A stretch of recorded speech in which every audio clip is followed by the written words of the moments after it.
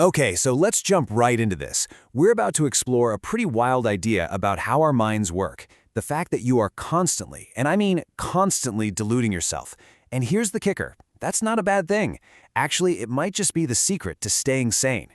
So, let me just ask you this straight up. Do you think you're a rational, logical person who sees the world exactly as it is? Come on, be honest. Most of us would probably say, yeah, pretty much. But what if I told you that belief is your very first delusion? And this quote right here, this really gets to the heart of it all. The idea that self-delusion isn't some kind of bug in our mental software. It's a feature. It's an evolutionary tool that helps us handle an impossibly complicated world. We're not broken. We were literally built this way, and for a very good reason. Now, our guide for today's journey is the fantastic work of David McRaney. He's cataloged all the amazing ways our minds create these helpful fictions. So let's pull back the curtain on 6 of the most surprising lies your brain is telling you every single day. First up, the great social media illusion. You might have thousands of friends on Facebook or followers online, and it feels like you have this huge, sprawling social network. But the biological truth? Well, it's a little more intimate. This is the magic number. It's called Dunbar's number, and it basically represents the cognitive limit, the absolute max number of stable social relationships your brain can actually keep track of. Not 5,000, just 150. And here you can really see the conflict, right? Technology gives us the feeling of a limitless social circle, but our brain's hardware, specifically the processing power of our neocortex, it just hasn't caught up. It has a fixed capacity. So yeah, you can have thousands of online acquaintances, but your brain can only truly maintain about 150 meaningful connections. Okay, let's move on to our second lie. And trust me, this is a big one. We all like to think of our memory as this perfect high-definition recording, a video file we can just press play on. But the reality is, your memory is much more of a creative writer than it is a documentary filmmaker.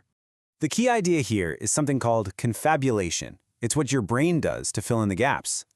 See, when a piece of the story from your past is missing, your mind doesn't just leave a blank space. It unconsciously invents details, motivations, even whole events to make the story work. And the wildest part? You believe it's 100% true.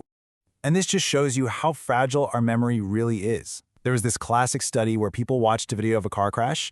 Now get this, if they were asked how fast the cars were going when they smashed into each other, their speed estimate was way higher than if they were asked how fast they were going when they contacted each other. A single word literally rebuilt their memory of what happened.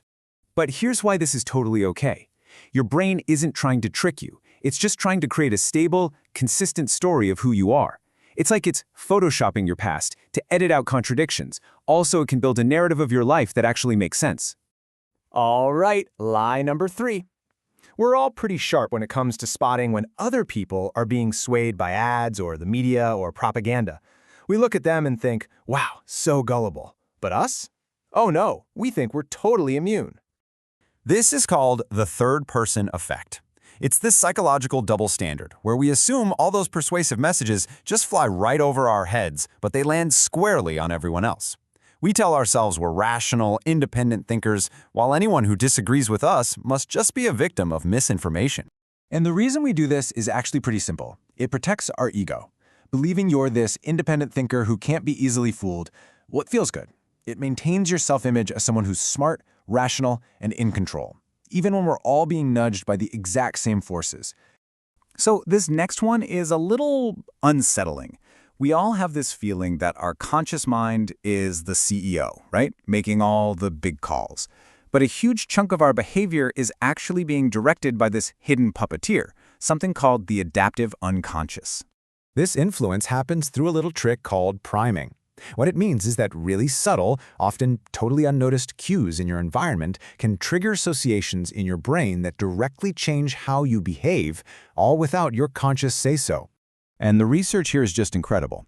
The faint smell of a cleaning product makes people tidier. Putting a briefcase in a room makes people more competitive. Exposing people to words like polite will literally make them wait longer before they interrupt someone. You think you're making a choice, but your environment already whispered a suggestion in your ear. Okay, let's talk about lie number 5, which is basically your brain's internal hype machine. When you ask people to rate themselves on pretty much any positive trait, whether it's driving skill or intelligence, we all have this very consistent bias.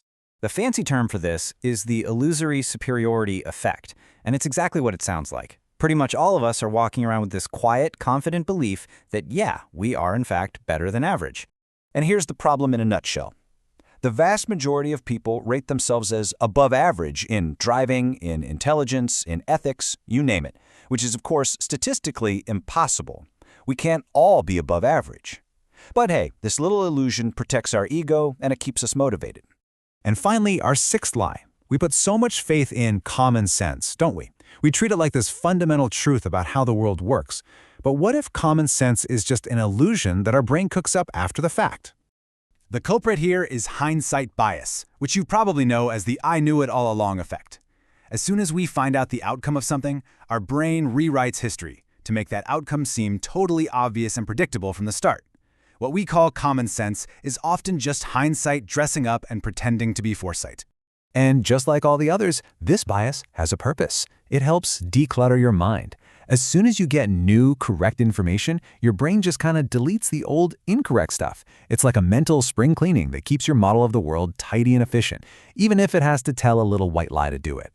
So when you look at all 6 of these lies together, it's pretty clear they aren't signs of a faulty brain. They're actually incredibly useful shortcuts. They exist to keep your mind efficient, to protect your self-image, to help you make decisions faster, and ultimately to build a coherent story that lets you function in a really chaotic world.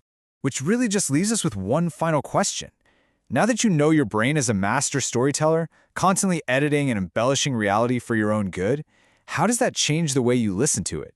How are you going to choose to read its story?